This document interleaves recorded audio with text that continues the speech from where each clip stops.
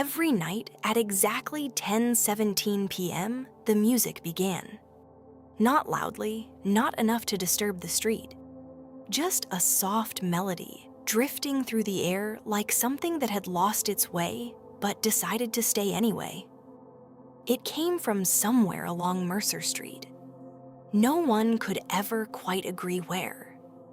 Some said it was the old record shop that had closed years ago. Others insisted it came from one of the apartments above the bakery.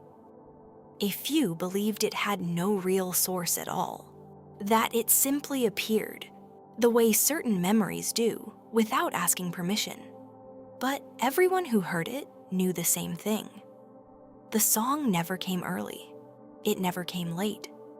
Always 10:17.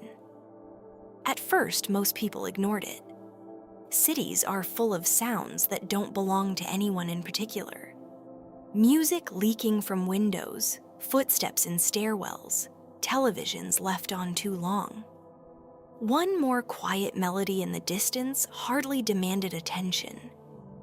But repetition has a way of turning background into presence. After a few weeks, people began noticing. After a few months, they began waiting for it. Evan Cole noticed it on a Tuesday. He had just moved into a small apartment halfway down Mercer Street, a place that smelled faintly of dust and old varnish, with windows that faced the road and let in more noise than comfort. He worked long hours at a design firm across the river, the kind of job that kept him busy enough to avoid thinking too much about anything else. Most evenings, he returned home too tired to cook, too restless to sleep, and too unwilling to call anyone who might ask how he was doing. That night at 10:17, he heard it. A piano, simple, slow, repeating. He stood by the window listening. The melody was not dramatic. It didn't build or demand attention. It just existed, gentle and steady, like a thought someone had been carrying for a long time. Evan frowned slightly. Then he went back to his laptop. The next night, it happened again. 10:17, the same melody. This time, he muted his screen. He listened more carefully. There was something familiar about it. Not the song itself. He was sure he had never heard it before. But the feeling of it.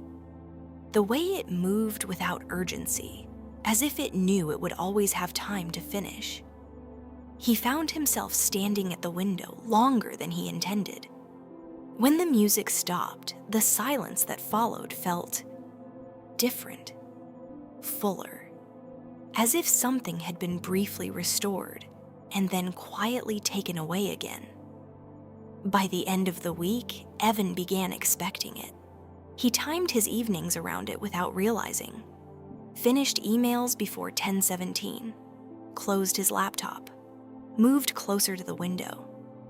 One night he stepped outside. The air was cool, the street mostly empty. A single car passed at the far end and disappeared. The music floated between buildings, not from one clear direction, everywhere and nowhere at once. Evan walked slowly down the sidewalk, trying to follow it. Halfway to the corner, it stopped. Just like that. No fading, no final note. Only silence. He stood there for a moment, unsure why he felt disappointed. Then he went back inside. Across the street, an old man named Harold had been listening for months. He sat by his window every night with a cup of tea, waiting for the music to begin. He didn't tell anyone about it at first. It felt too small, too personal, like something that might disappear if spoken aloud. But one evening, while collecting his mail, he mentioned it to the woman in 2B. "The piano," he said. "You hear it, don't you?" She paused. "Yes." He smiled, relieved. "I thought I was imagining it." "No," she said quietly. "It's real." They didn't discuss it further. Some things are better left shared without explanation. The truth was, the song had a way of finding the people who needed it. Not all at once. Not loudly, but gently. A nurse walking home after a double shift began slowing her steps when she reached Mercer Street, just to hear a few seconds of it.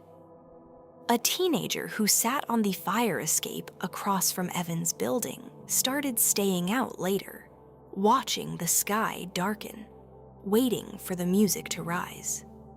A man who had recently lost his wife began sitting in his parked car outside the bakery each night, engine off, hands resting on the wheel, listening as if the melody might explain something he had not yet understood. The song did not belong to any of them, but somehow it felt like it did. Evan tried to find its source. One evening, he knocked in the door of the apartment above him. "Do you play piano?" he asked. The woman who answered looked confused. "No. Do you hear it?" She hesitated. "Sometimes." "Do you know where it comes from?" She shook her head. Evan thanked her and returned downstairs, more curious than before. On a rainy Thursday, he followed the sound farther than usual. 10:17. The melody began. Evan stepped outside immediately, walking faster this time, turning corners, listening carefully. The rain softened everything: the streetlights, the buildings, the edges of sound itself. The music seemed clearer in it. He reached the end of Mercer Street. The song continued. For a moment, he thought he had found it. A narrow alley, a faint light in a window above. But when he stepped closer, silence. The music had stopped again, always at the same length, always without warning. Evan exhaled slowly. He realized then that finding the source might not be the point. The following week, something changed. On Tuesday night at 10:17, the song did not play. Evan stood by the window, waiting. Nothing. The street felt heavier somehow, as if a small, quiet expectation had been removed.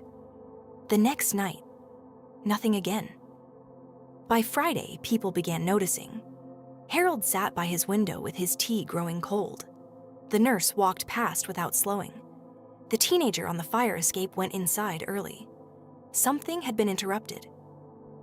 On the fourth night, the music returned. 10:17. Soft. Familiar. Evan felt something in his chest loosen. He did not question it this time. He did not try to follow it. He simply listened. A few days later, he saw her. She sat on a bench near the far end of Mercer Street, a small speaker resting beside her. It was barely visible, hidden in the shadow of her coat. The music played from it. The same melody. Evan approached slowly. "Is that you?" he asked. She looked up. She was older, perhaps in her 60s, with a calm face and eyes that seemed to carry both presence and distance at the same time. "Yes," she said. Evan hesitated. "You're the one playing it every night?" She nodded. "Why 10:17? The woman glanced down at the speaker. "My husband used to play this," she said. "Every night at exactly this time." Evan waited. He said it was the only moment in the day that felt completely his. Her voice remained steady. After he passed, the apartment felt too quiet. She looked up at the street. "So I brought the music outside." Evan swallowed. "So people could hear it? So it wouldn't belong only to me anymore." They sat in silence for a moment. The melody continued, soft and steady. "I tried stopping," she added quietly. "Last week." Evan nodded. "I noticed."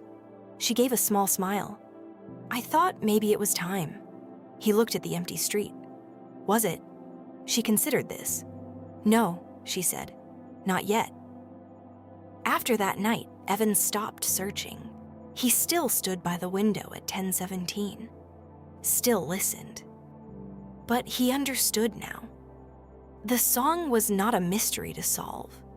It was something being shared.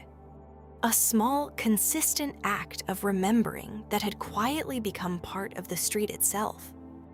Months passed, seasons shifted, and still, every night at exactly 10:17, the music began. People continued to listen, some without knowing why, some knowing exactly why. Because some things are not meant to disappear, not completely. Sometimes they are meant to return.